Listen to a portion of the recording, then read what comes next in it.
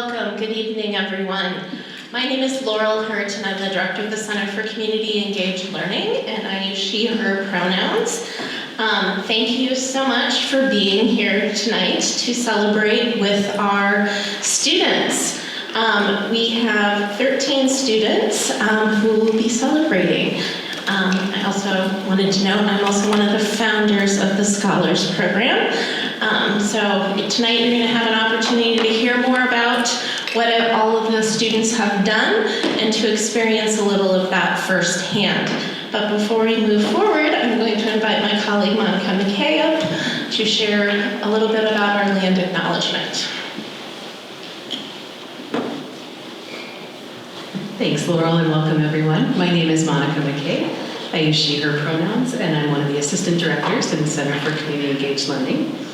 And as we gather here tonight to celebrate community engagement, and in the spirit of reflection, which you're going to hear a lot about in the next hour, I'd like to take a moment to situate us in this time and this place. In a little while, you'll hear our office's official land acknowledgement statement. For now, I will note that we gather on land that is not only the homeland of the Dakota people, but under treaty law, still rightfully and legally belongs to them. We are on the banks of the Hahawakpa, the river of the waterfalls, and we are near Owamini, the Dakota name for St. Anthony Falls. That's where we find ourselves today. We have committed ourselves as an office to learning and speaking these truths because as practitioners and advocates of community engagement, we understand that we have an obligation to know the history of the place where we live and work, and especially how injustices in the past have shaped the systemic inequalities of the present. Within this illegally occupied land, we find ourselves this evening in this building on this side of the river because students have gathered on the East Bank to engage with one of the most critical issues facing our world today. We support the rights and efforts of all who raise their voices and sacrifice their time and comfort in peaceful protest to effect change on issues they are passionate about, as our graduating seniors have done.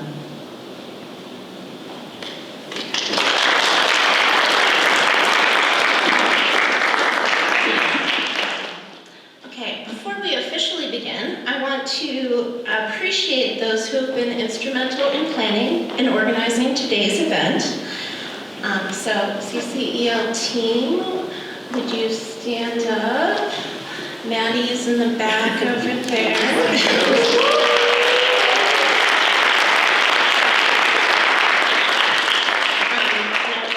Those who have supported and continue to support this program.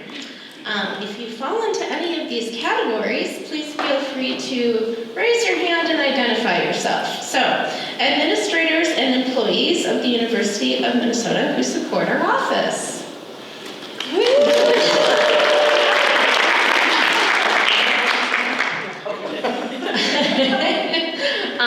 So I already had the staff.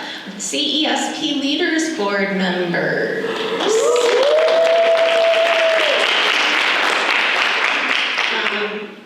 Okay, CESP alums who are a foundation of this program, two of which are in this room. Maddie,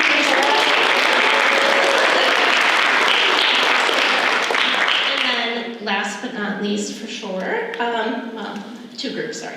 Friends and family of the graduating scholars.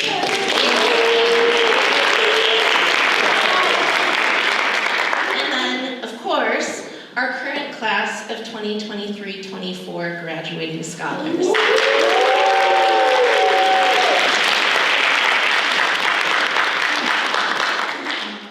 You'll say this is the first time in many years we've had every one of them who's gone through our program here at this event. So this is really exciting. As we celebrate this inspirational group of scholars, I'm excited to share that collectively, these students have contributed more than 9,000 hours of community engagement, completed 78 reflections, and taken at least 86 credits of community engaged learning coursework. 4 students in the room have also completed community engagement through their study abroad experiences. And collectively, they have worked at least 58 organizations locally, nationally, and internationally throughout their summers. And starting, I would be remiss to not mention that this class is the first class who started in fall of 2020, when we were totally online. They were not going to class in person. So for them to have stuck this out and completed this program, we are especially proud of them. Especially that early year and a half was really difficult, as many of them know full well. So, and you will hear a little bit about it later. And now I would like to welcome my colleague Jessica Proskin to introduce the main reflection themes and our student speakers today.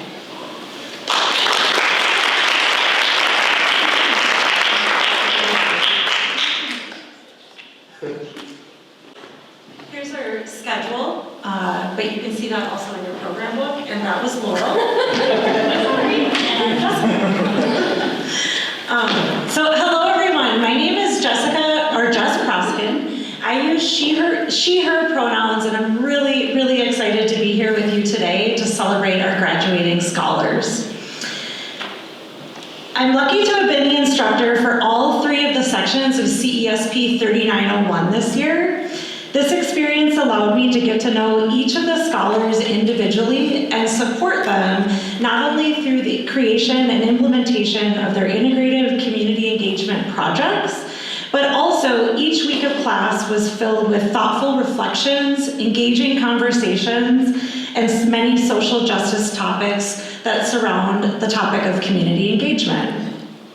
One of the requirements for the Community Engagement Scholars Program is that students need to complete 400 community engagement hours. So Laurel was just giving you a general overview of what this group of scholars has completed. And what I'd like to do is quickly share a few examples of some of the student experiences that they have had this year, just to give you some context for some of the work that these students have done. And these students don't know I'm going to talk about them, but here we go. The first one that I want to highlight is Leo Goldblatt. Leo completed community engagement hours at Radius Health. This is where he worked the last 3 years and has shared through that experience that he's gained incredibly meaningful experiences working with individuals with severe and persistent mental illness. He not only learned so much about certain forms of psychopathology, but also how people's lives are impacted by community engagement. This experience gave Leo the opportunity to learn things he should focus on as a future social worker and has inspired him to pursue healthcare management as a career. It also has taught him how to really meaningfully engage with people. Another example can be seen in the community engagement experiences of Asha Kalipan.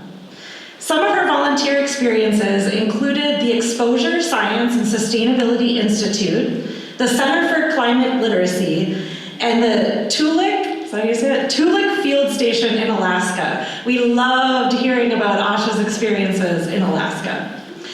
Asha has shared how these organizations were especially impactful because they gave her a chance to complete community engagement work related to environmental health, justice, and advocacy.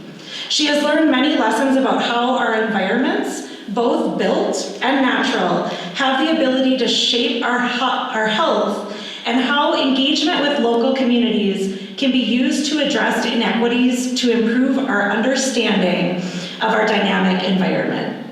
These organizations have been an integral part of her journey throughout college, giving her the space to learn and grow within the field of environmental health.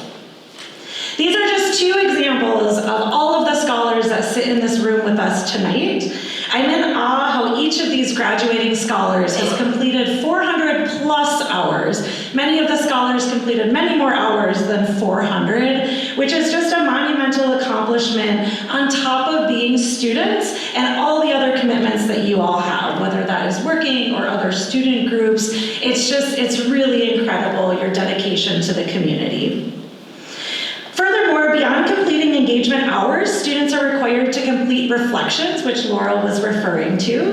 The aim of these reflections is to encourage scholars to think critically about their identity community engagement experiences. This evening, we're going to highlight the 6 unique themes that serve as the foundation of the CESP program. And we're lucky to have several students who have prepared remarks to share with you about their experiences in CESP. And each of their speeches will include one or more of our reflection themes. So now we're going to hear from our first keynote speaker, who will be sharing thoughts and experiences related to the theme of identities, power, and privilege. In this reflection, students are encouraged to consider the question of how do your identities, power, and privilege show up and operate within your life, your community work, and your community engaged learning classes. I'd like to welcome Anuja Davari to the stage, or up front.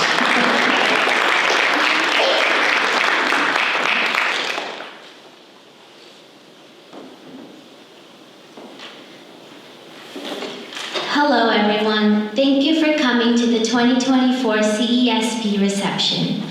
Throughout my undergraduate education, CESP has played an essential role in shaping my college experience.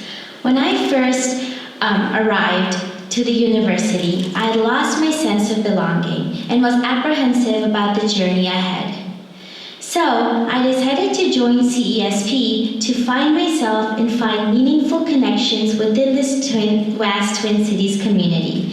Since then, CESP has truly helped me grow my self-confidence and understand the values and experiences that shape my identity. As part of the CESP program, there are 6 different reflections that a scholar has to complete.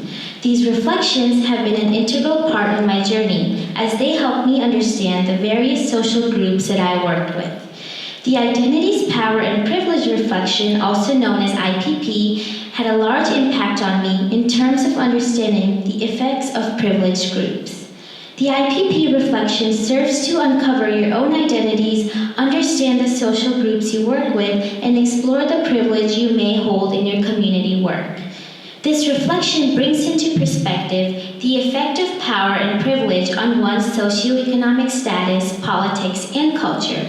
Therefore, for my IPP reflection, I chose to write about the various stories I learned at the Building Bridges Local and Global Storytelling for Change Rap Day.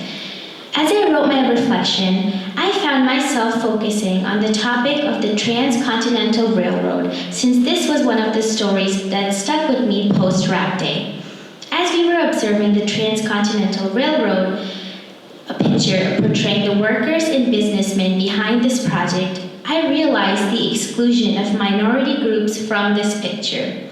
I found that the work behind the Transcontinental Railroad was only portrayed through the perspective of privileged groups. However, I learned that minority groups such as Chinese immigrant workers were excluded from this picture. The story behind completing the Transcontinental Railroad should also belong to the minority voices who were silenced and diminished despite their major contributions. These groups participated in a significant amount of labor work, yet they were not respected and provided the privilege to flourish in the United States. So, my reflection and the Rap Day helped me make aware of the potential gaps in various historical stories because I started viewing the stories outside the dominant perspective. This type of awareness is essential within my community work, as it portrays the idea that my community work may depend on dominant stories as the foundation for change.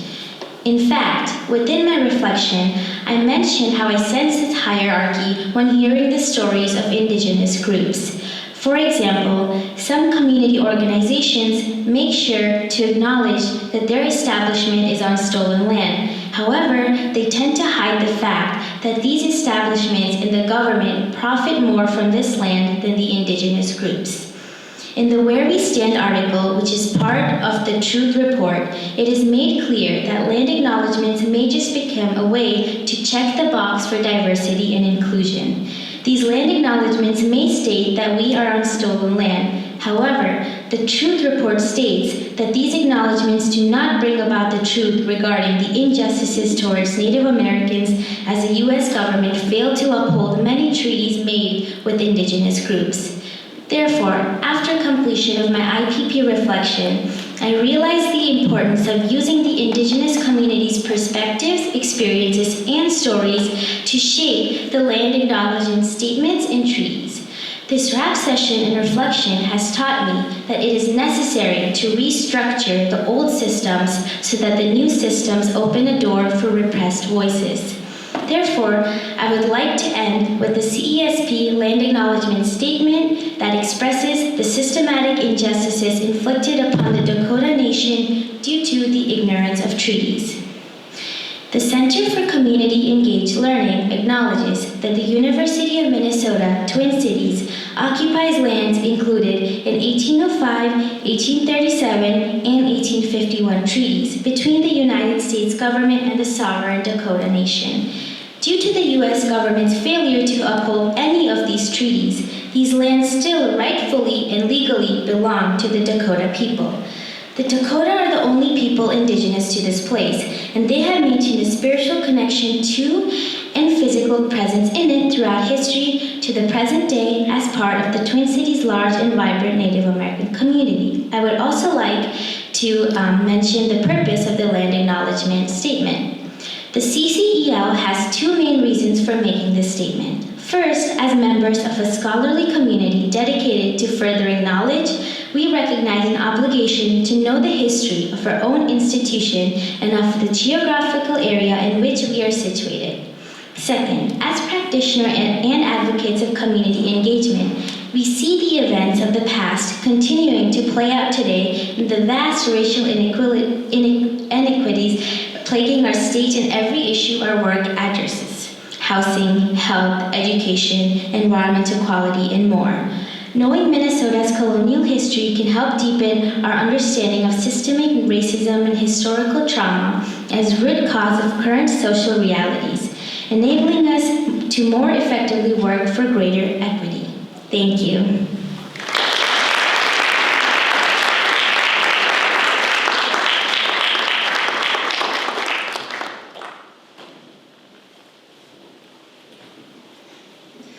Thank you so much, Anuja. It's inspiring to hear the way your experiences have encouraged you to think critically about how identities, power, and privilege show up in your community work. Next, we're going to hear from Rebecca Perko, who is not only a graduating scholar this year, but is also a student staff member in our office and a member of Leaders Board. Tonight, she's going to discuss the themes of ethic and engagement.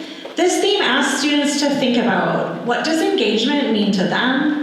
Why do you engage in the community? And Rebecca's going to touch on some other themes as well, because it's hard to write about just one, because they're all so important. So Rebecca, I invite you up.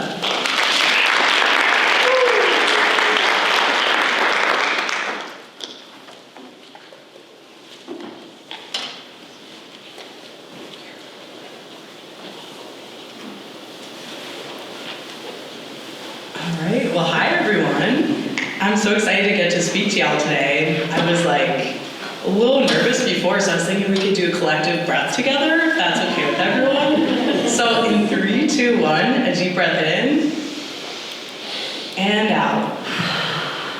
It's just been such a long week. There's been so much going on. I know I talked to some people, and I feel like we're all just kind of at different places right now. So yeah, well, thank you for that. So I will be touching on 3 themes today that are not the themes that are kind of the focus, but sense of self is like the overlying theme. And then I'll go into 3 little tangents.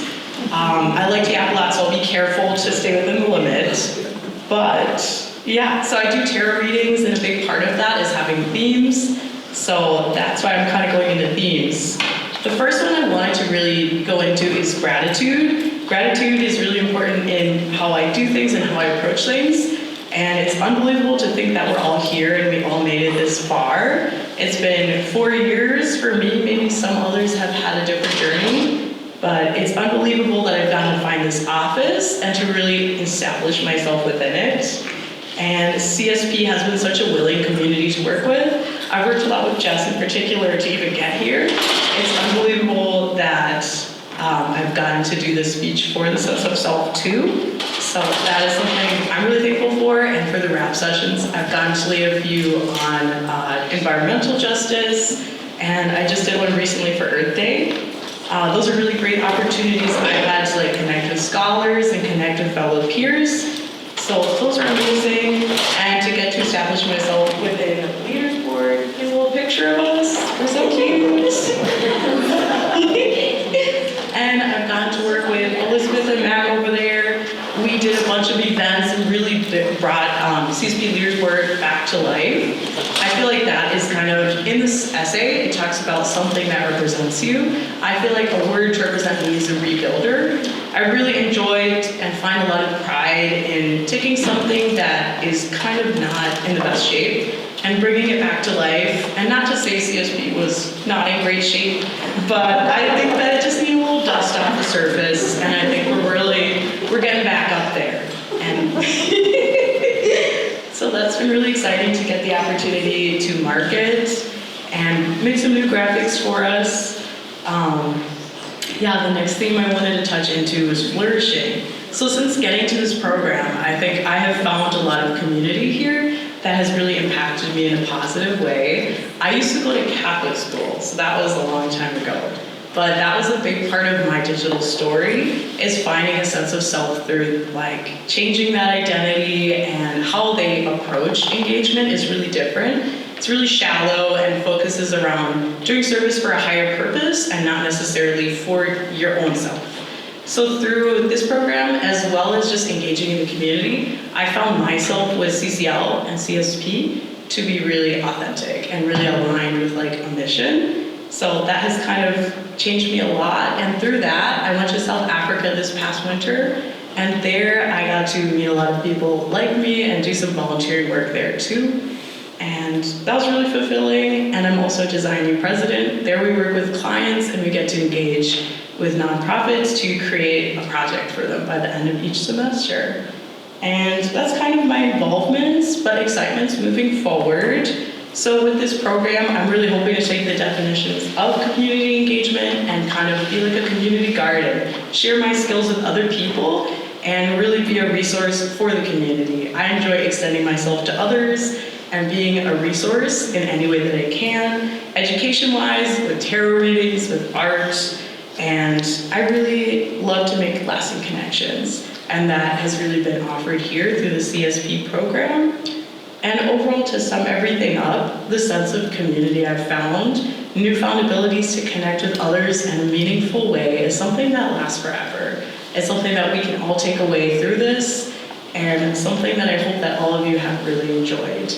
And it has been very empowering to be able to shift myself within community work that I do, as well as engage more within communities. So thank you all.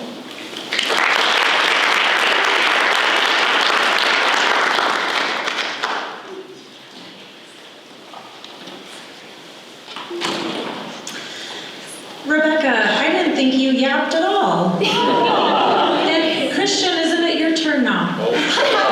Just kidding. But I actually wrote in a statement about a running joke that we have in CCL meetings and in our class and in Leaders Board was about yapping, because we do spend a lot of time yapping. But one thing that I wanted to say, Rebecca, is that one of the things that I will miss is the yapping that we have done in our meetings and in class. And I wanted to say that some of those unplanned conversations, I think, have been the most meaningful of the semester and the year. We've been yapping all year. So, but thank you so much for sharing that with us. Your enthusiasm, authenticity, and commitment to inclusion have been a valuable part, not only of CESP, Leaders Board, but in our office as well. Before we hear from our other keynote speakers, we're going to begin recognizing some of our graduating scholars. We're going to start with the fall 2023 capstone seminar students who have sat right up front. I really like it. This fall we had one section of CESP 3901. CESP 3901 is the capstone course within the program. In this course, we spend a lot of time discussing the people, experiences, opportunities, and events in our lives that have shaped who we are today. We also spend a lot of time reflecting on our past and current community engagement experiences. There were 3 students in this section, Jessica, Leo, and Zoe. We were a small but mighty group. I learned so much from you and alongside you during our time together. I appreciate the dedication that you all had showing up each week with a positive attitude and ready to engage in any activities that we had planned. You always brought a level of enthusiasm and excitement to class. And we didn't use the term yapping, but I feel like we did a lot of yapping too, and I loved it. Rebecca, you should have been there. Lastly, I just wanted to say that I always appreciated your commitment to social justice and to creating a space where we could question the systems and structures in society that lead to injustices, all in an effort to work towards finding solutions to complex problems. I'm now going to welcome Laurel back to the podium. Oh, I forgot to click the slide here. Oh, good. We're right on track. But I'm going to welcome Laurel back to the podium, and I'll also invite Lori Van Ingrid, the Vice Provost for Public Engagement, to come forward.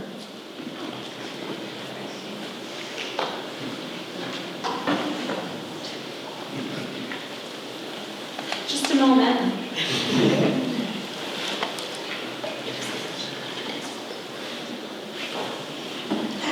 Sorry. All right. So, graduates, when your name appears on the screen, please be ready to come into the front to receive your certificate and medal in the order it appears on the slide. As we recognize these scholars, we will share a bit about your ICEP projects. So, first off, Zoe Hornby. Zoe's ICEP was completed with the Minnesota Youth Sex Trading Project. The project focuses on looking at youth who trade sex with the goal of getting the project and information more incorporated throughout the University of Minnesota campuses. Zoe shared how this experience allowed her to learn a lot about society and structures. We appreciate your sharing your progress with us throughout the semester and always encouraging us to consider the way inequalities show up in our communities and to ask powerful questions that encourage us to pause and reconsider how we might address these inequities. Thank you.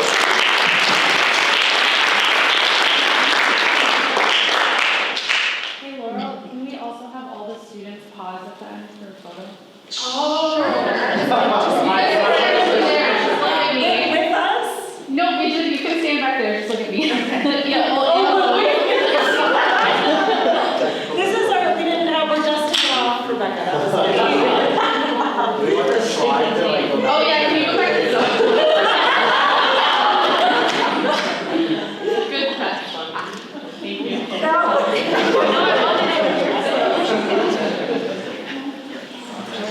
All right, next, Leo Goldblatt. We previously shared a little bit about the volunteer experiences Leo had at Radius Health. Leo was also able to complete his ICEP project with Radius Health.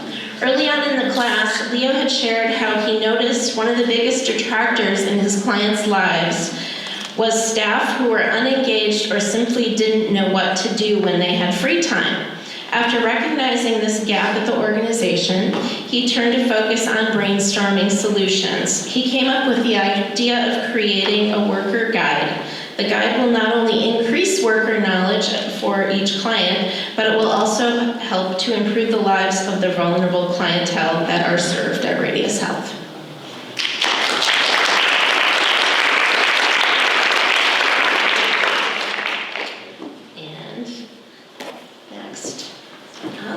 Of the fall class, Jessica Basio. Jessica's project was completed with the Nutritious You Food Pantry, a food pantry on campus that offers access to food for students. Her ICEP revolved around creating an orientation video for new Nutritious You volunteers. The video is now being used to help new volunteers learn about the impact of the Nutritious You program on campus and what they can expect to do as a volunteer. Additionally, it will be used to spread awareness of the food pantry and as a promotional video to recruit and support other community members and organizations. This is a great example of how a project can be sustainable and will serve the purpose long after the student graduates. Thank you, Jessica.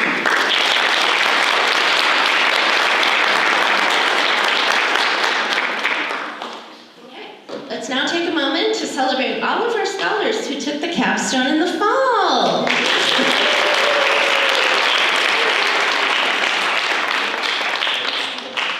and then back to Jessica Proskin. Lori, you and I can sit down for a moment.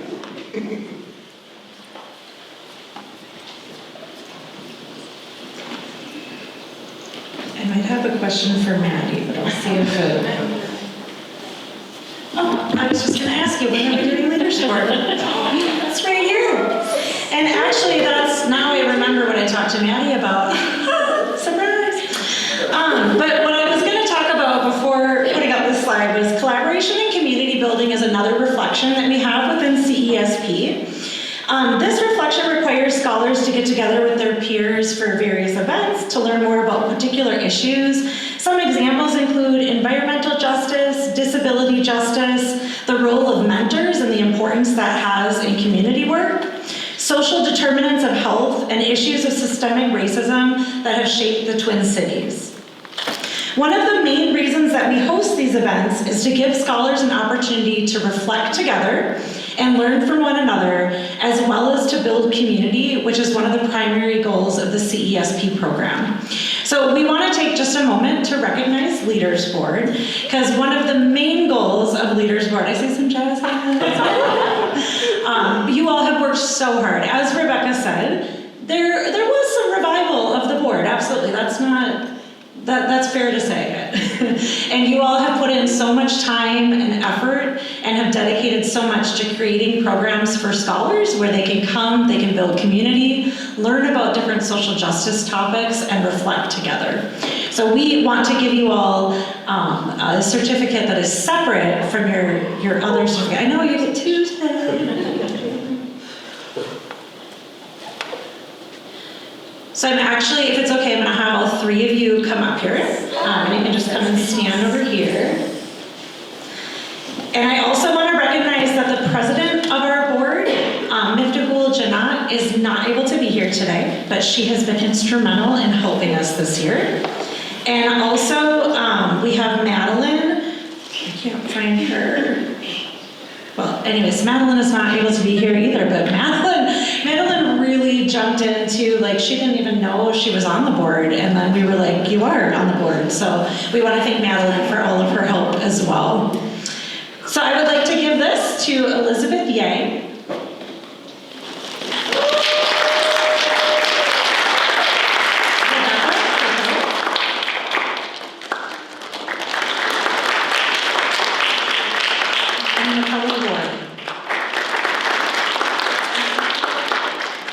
If you all could face Maddie.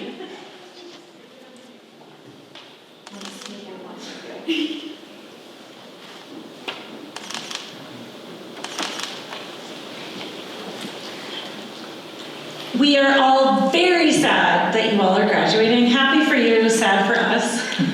But again, we just want to say thank you for all the time and effort that you have put into the board. It has truly made a difference for the program. So thank you.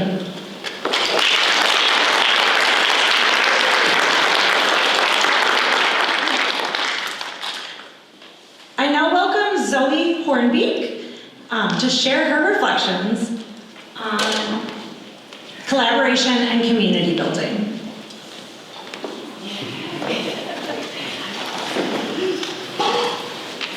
Hi everyone, my name is Zoe Hornbeek.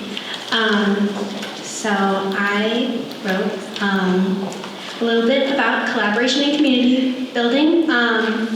So we did a lot about quotes, so I will read Ivan Illich's "To Hell with Good Intentions." He talks about good intentions and that without a deep understanding of the context and the potential negative impacts of one's actions, the actions can lead to unintended and detrimental outcomes.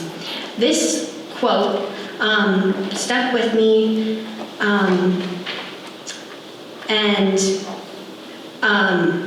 from our class, and because throughout high school I participated in the National Honor Society. I don't know if anyone else participated in this as well, and this was the first time I was truly exposed to giving back to the community. However, I was not exactly taught the potential negative impacts of my actions. Volunteering can do good when you are aware of the good that you are doing. And when you volunteer, you are committing to share your time and valuable resources.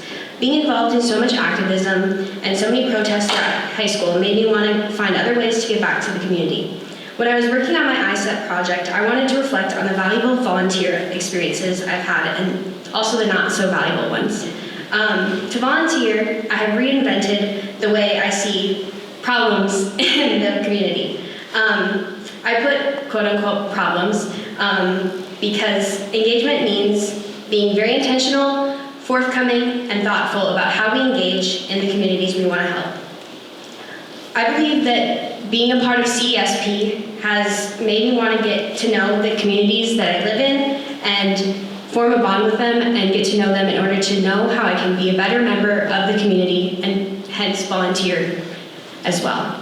I believe that this perspective has motivated me to become an active community member and bring awareness to the many injustices that persist and continue to persist in the community. Thank you.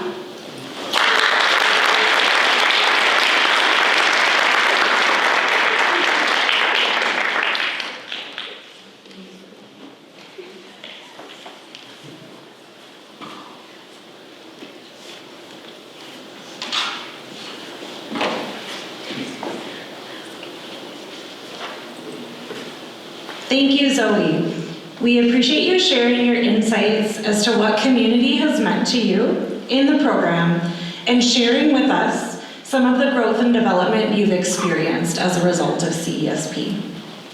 Next, we're going to hear from Elizabeth Yang, and I think I saw a few friends come in who maybe know Elizabeth, who has agreed to allow us to show her digital story.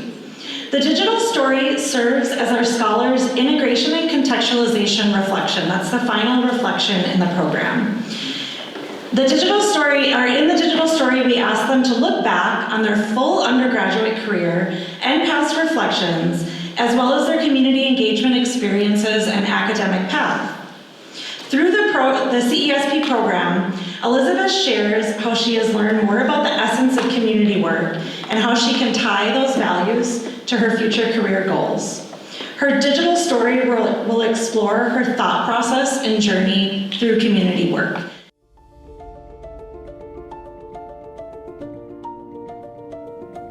In the confined space of our car, my mom's voice carried a hushed sense of apprehension. The world is so scary these days. Her fingers tapped restlessly on her phone screen, sharing an image of a Minneapolis building burning in flames on Facebook. As we followed the lanes down Highway I-35 East South, I turned my head to look over the state capitol and saw the fervent cries of protesters demanding justice for George Floyd. However, my parents held fast to their viewpoint about Black Americans, asserting that we Asian Americans are not like them. Instead, we are studious, ambitious, and industrious individuals. Living right in the middle of the George Floyd uprisings was terrifying and unexpected. How could my home state, Minnesota, be like this? How could my own parents reinforce ideas of anti-Blackness? And that's when it hit me. We were never taught to engage in the forgotten history of racial tensions in Minnesota or throughout the whole nation. While I knew what it meant to live as part of a racial minority in a country that alienates them, others who have never lived those experiences cannot understand their perspectives if they were never taught them. Moreover, if those who benefit from the racial hierarchy are able to keep minorities fighting amongst each other, we will never learn how to act in solidarity and rise against the status quo. I joined the Youth for Ethnic Studies Coalition in hopes of implementing ethnic studies into our school's curriculum by talking with state legislators, speaking in conferences, and hosting workshops for teachers and students.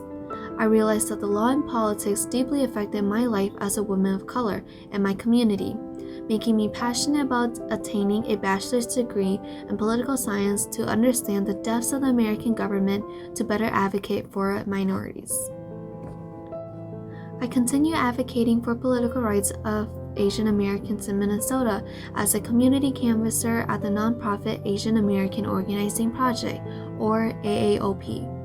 I extensively phone banked and went door-to-door canvassing, informing young Asian Americans about their voting rights to amplify their voices in American politics.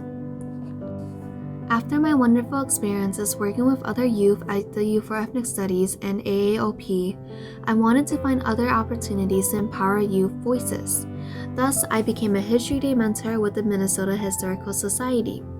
I knew firsthand how difficult middle school and high school can be for those who come from marginalized backgrounds. This experience led me to double major in history, since I loved how empowering history can be, not only for me, but for others. I did not find out about the Community Engagement Scholars Program until my third year, but insisted on joining to learn about the essence of community work and reflect on my experiences. I came to realize that community engagement has provided me with a stronger sense of identity and self. Growing up in the Twin Cities, I have never learned anything about race, ethnicity, gender, and class until I started noticing why I felt differently from my peers. It wasn't until through my community work that I finally understood my place in the world and how I can advocate for change. I learned new values, how to give empathy, and how to learn alongside the community. I also realized my strengths and weaknesses as a community organizer, thriving in leadership positions, but sometimes authoritative and prejudiced against those without an education.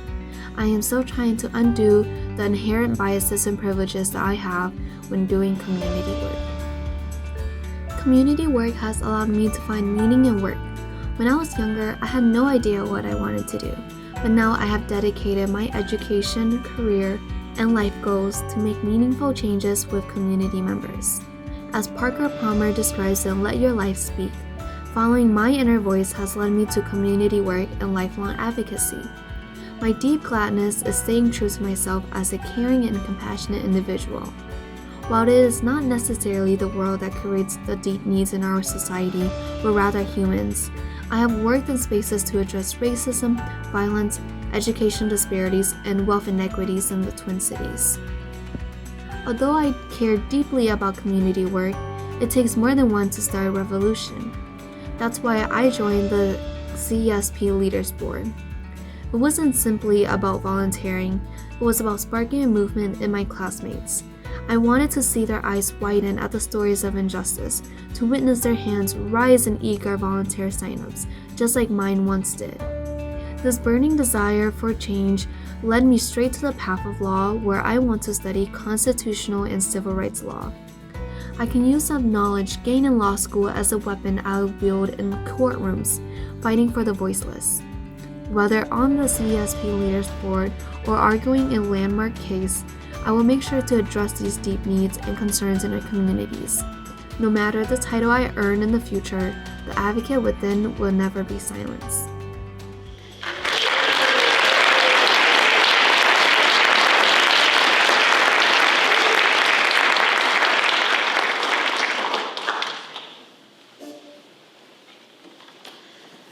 Elizabeth, thank you so much for allowing us to view your digital story. I know that there's a lot that goes into making those, and I also want all of the scholars to know that if we had more time, we would show all of your videos. But we do thank you for being willing to share in front of the group today.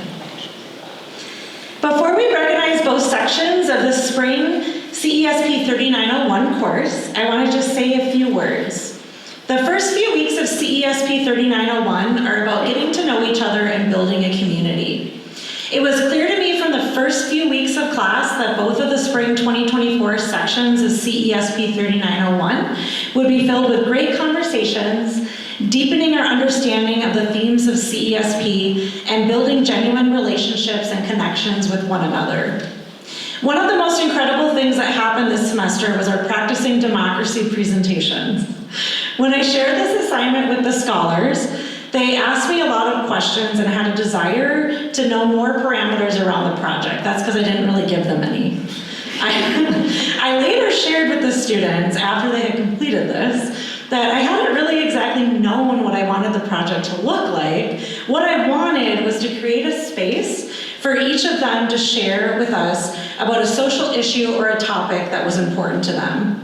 Even with these very limited instructions that I shared, The students far exceeded my expectations of what would come from these presentations. The topics you selected, the knowledge you shared, and the reflective questions you asked us to consider allowed these projects to become a highlight of the semester for all of us. The commitment you all have to community engagement and the desire you have to make a difference in the world are truly inspiring. I appreciate each of you, and I cannot wait to see the positive impact you continue to have on all of the communities you're a part of. I now welcome Laurel and Lori back.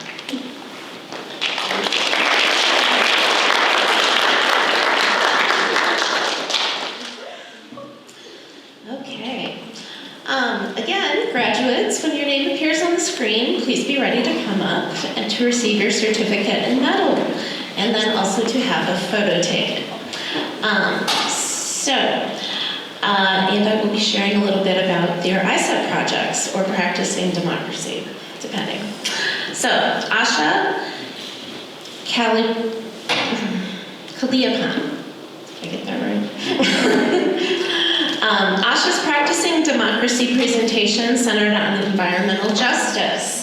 She taught us how environmental justice is a key component of health equity, including access to clean water, clean air, healthy food, transportation, green spaces, etc. Asha's ISEP also centered on environmental justice when she worked for the Center for Climate Literacy. The project consisted of helping to create a proposal for a climate literacy minor at the University of Minnesota. This effort will help the center to expand their mission of educating students about the climate crisis at the undergraduate level. Congratulations.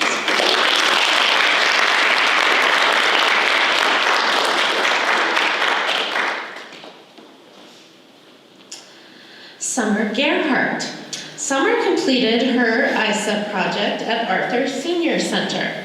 She implemented a mentorship program among direct care professionals. Summer noticed a gap in her organization when she saw that newer professionals weren't always getting the support they needed as they dealt with difficult situations such as the loss of a patient. The mentorship program promotes professional relationships among staff, which provides support, builds morale, and consequently improves resident care. For her practicing democracy presentation, she also focused on health literacy, where she discussed how the words we use matter. From this presentation, we learned that the limited health literacy is a key risk factor for receiving lower quality of care and a contributing factor to health disparities.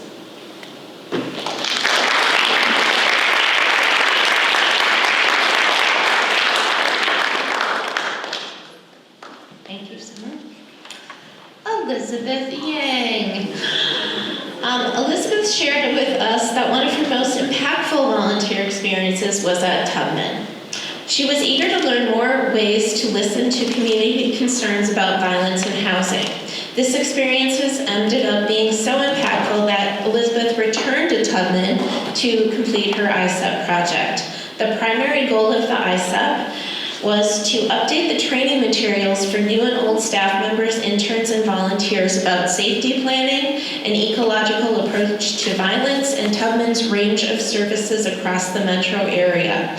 This informative presentation will serve as a reminder of Tubman values and commitment to ensure safety, hope, and healing in the community.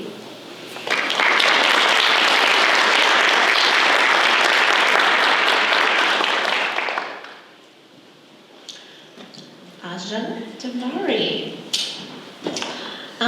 Anju's ISEP project consisted of creating an outreach guide that outlines the process of recruiting campers for new summer sessions at the organization Camp Kesem.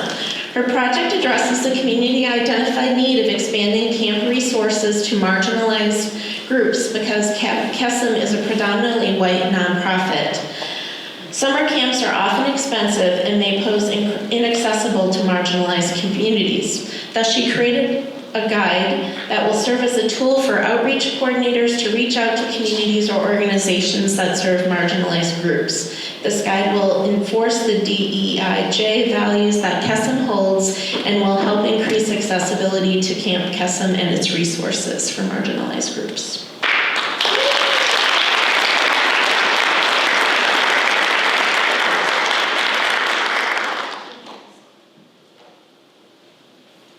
Ryan. Perfect. For Ryan's ISEP, he partnered with Claire Housing and made a binder that provides condensed information on residents' needs, goals, and favorite things.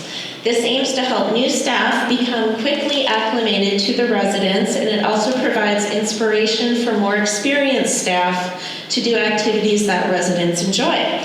Also, Ryan gave his Practicing Democracy presentation on HIV, homelessness, health, and law. This included a brief overview of HIV history and criminalization and the intersection of race, substance use, and homelessness. Long after Ryan's presentations, the class would call back on things Ryan had shared with us and the lessons learned.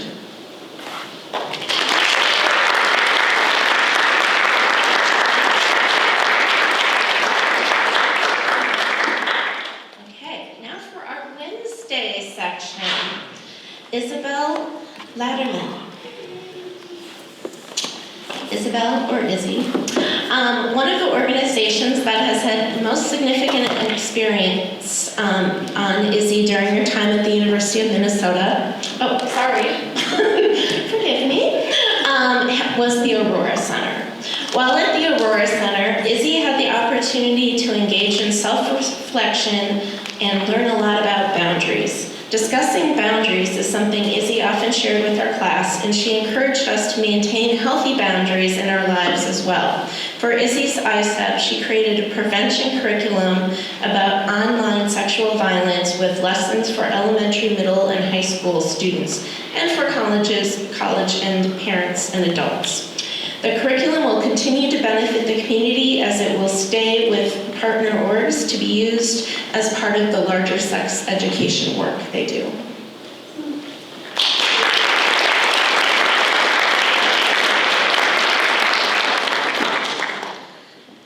Ojin Chosun.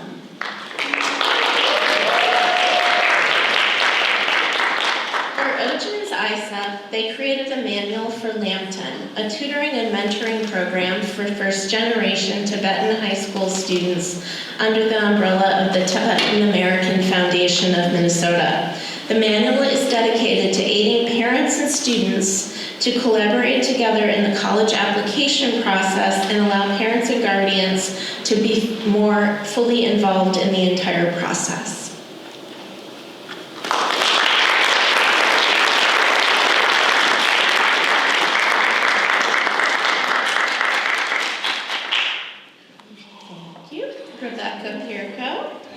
One of the things that has stuck out to Rebecca during her community engagement journey is the people she has met along the way who have had an impact on her. One of those people is Catherine Obaiwana, who works at the Power for the People Leadership Institute. Rebecca has said that this is lovely getting to know Katie, as well as to help rebuild Popley's connection with the university as part of her ISEP project. Next week, Rebecca will be coordinating a session where Power of the People Leadership Institute will be coming to campus to reestablish new connections with different offices across campus.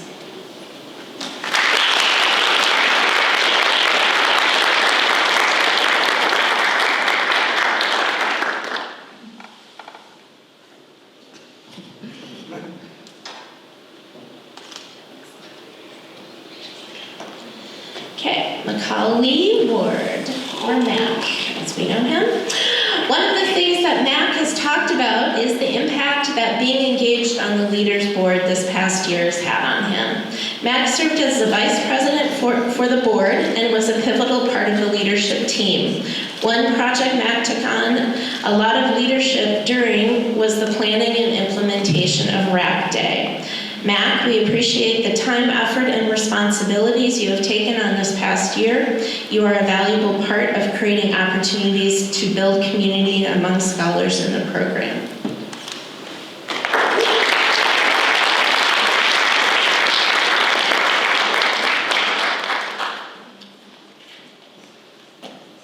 Kate McKinney. One thing Kate did a great job of sharing with us in this semester was her interest in community-engaged participatory research. Kate's ISEP project focused on this topic, and she worked to create a resource for researchers who want to use community-engaged participatory research practices in their work. This resource is primarily intended for people who research commercial sex exploitation, but it could also have use for other research areas. This benefits the organizations she partners with because it will help them in their onboarding process for new volunteers and community members, and will benefit people outside of their team who are interested in community-engaged research.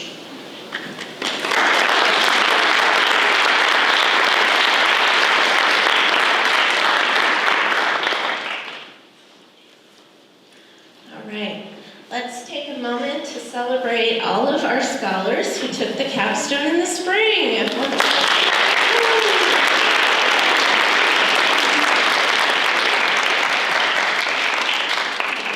now we have our final student speaker. I would like to welcome back Ojin Chosom, who will be sharing her thoughts and experiences related to the theme of the sense of self.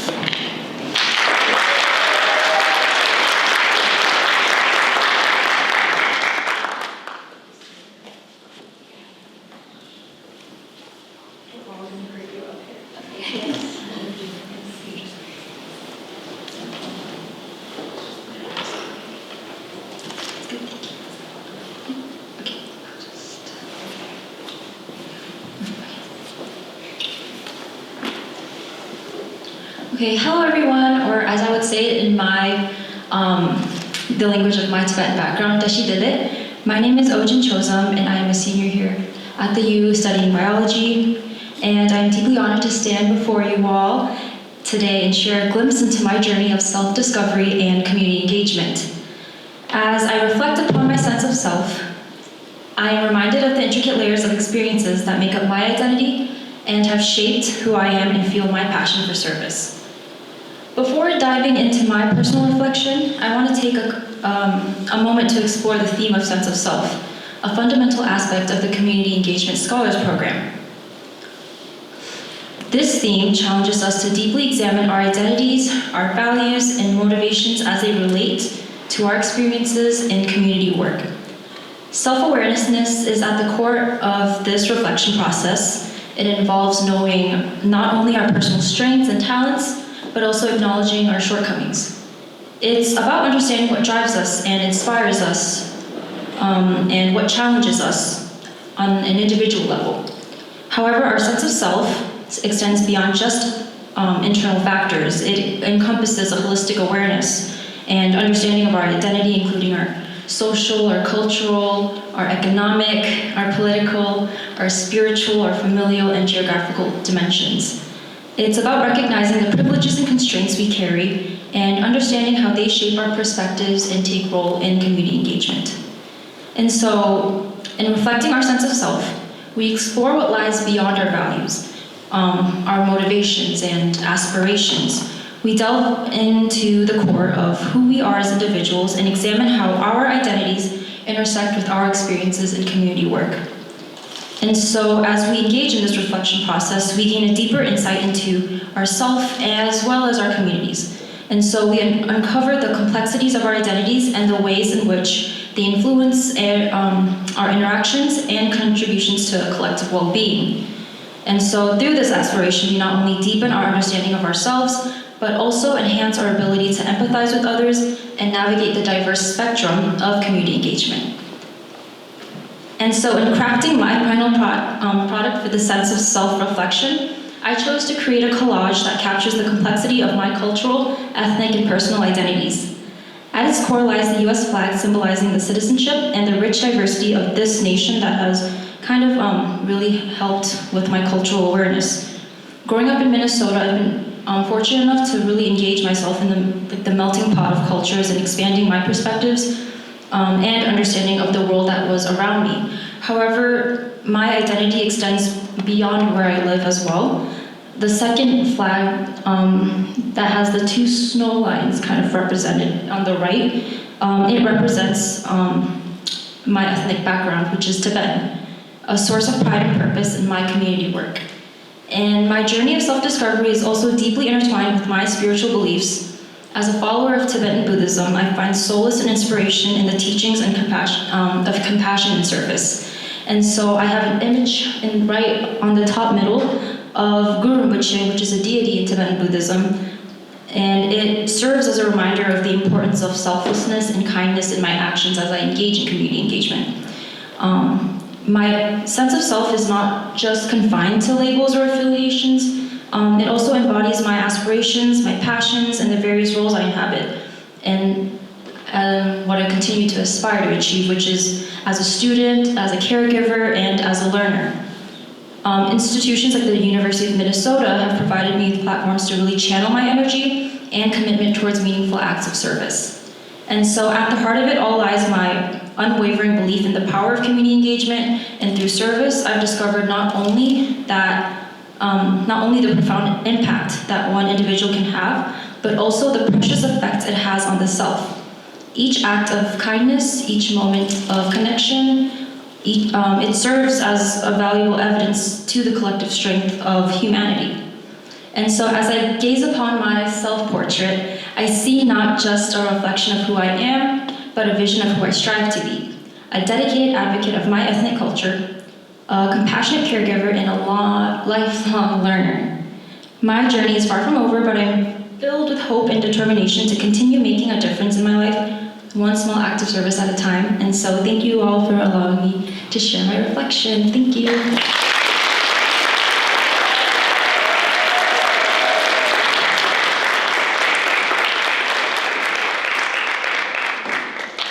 Thank you, Ojin. All right. We appreciate how you have incorporated your identity and culture into so many facets of the CESP program. The CESP program and those you have interacted with have benefited greatly from your insights. And personally, I am really glad you stuck with it and figured out how to take this class to finish the program.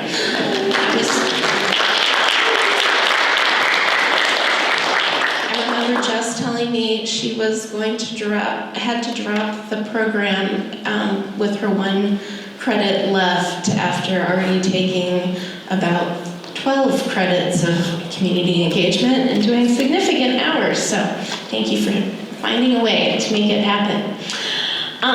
Okay, closing remarks. So for me, as you graduate, let me remind you that being here today means you have persevered through a lot, including the pandemic, yet you have still figured out how to contribute in very meaningful ways in our communities. As Clarissa Piccola Estes states, ours is not the task of fixing the entire world. Okay. Sorry. Ours is not the task of fixing the entire world at once, but of stretching out to mend the part of the world that is within our reach. Any small, calm thing that one soul can do to help another soul, to assist some portion of this poor, suffering world will help immensely. Additionally, one of my other favorite authors, Margaret Wheatley, author of Perseverance, states that throughout human existence, there have always been people willing to step forward to struggle valiantly in the hope that they might reverse the downward course of events. Getting engaged in changing things is quite straightforward. If we have an idea or want to resolve an injustice or to stop a tragedy, we step forward to serve. Instead of being overwhelmed and withdrawing, we act. No grand actions are required. We just need to begin speaking up about what we care about. This is how the world always changes. Everyday people not waiting for someone else to fix things, but simply stepping forward, figuring out how to make things better. As you graduate and move on with your lives, I hope you will all take that lesson of success and failure you've you've had as valuable learning experiences to continue to make your communities a better place for other human beings and the plants and animals that make up our environmental ecosystem. I would like to welcome Dr. Lori Van Angeren, who is our university's Vice Provost for Public Engagement, to make some closing remarks. This is Lori's first year with the University of Minnesota. She joined us back in October, so I'm really glad you could be here today. Thank you. You're taking my speech. I was going to say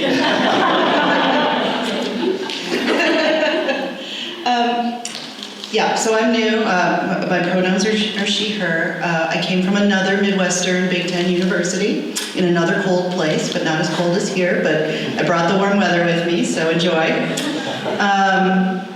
I will say that these kinds of events with community engaged scholars, and we had one at my former institution as well, a similar program designed somewhat differently, but these are some of the most inspiring events that folks like me ever get to attend.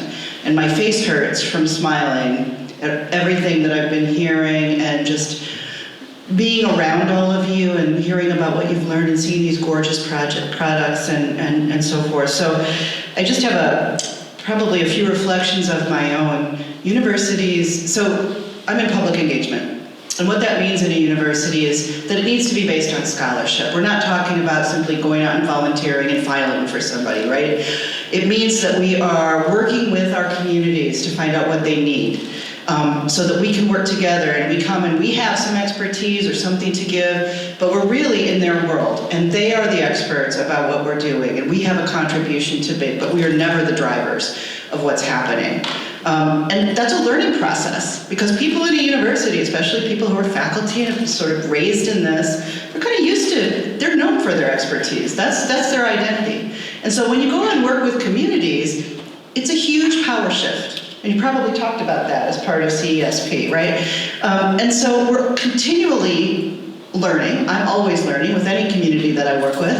And it's just a process always of humbleness, I would say, and transparency and being very authentic.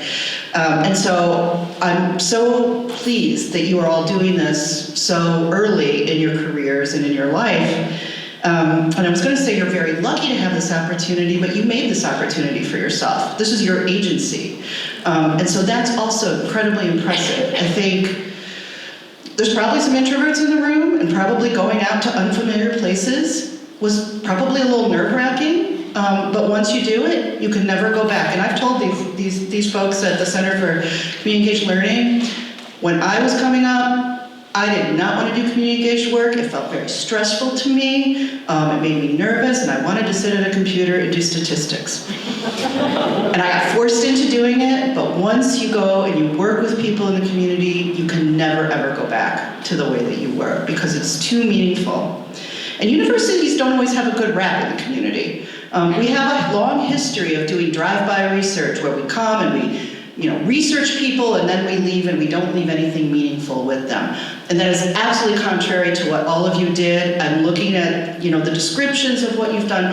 Every one of you was building the capacity of organizations that do not have enough resources. None of them have enough resources. And you are out there giving them something that they can take away and use, for many years to come, probably in many cases, right? So I want to say that this is incredibly important, what you do, and I just feel a sense of pride, even though I have absolutely nothing to do with it, but I'm proud of the students that we have here and the fact that you all have done this. And so I wish you all the very best. You've been an extraordinary cohort as well with everything that you've had to go through in your lives and your education. You're a unique generation. And you'll always take that forward with you, but you've turned it into something incredibly positive. And so I just want to say happy graduation to all of you, and thank you for letting me come to be at this phenomenal event. And I also have to thank the staff at the Center for Community Engaged Learning, because you will never find more dedicated, kinder, more authentic people than the people who work in this area, and you've got them right here. So thank you.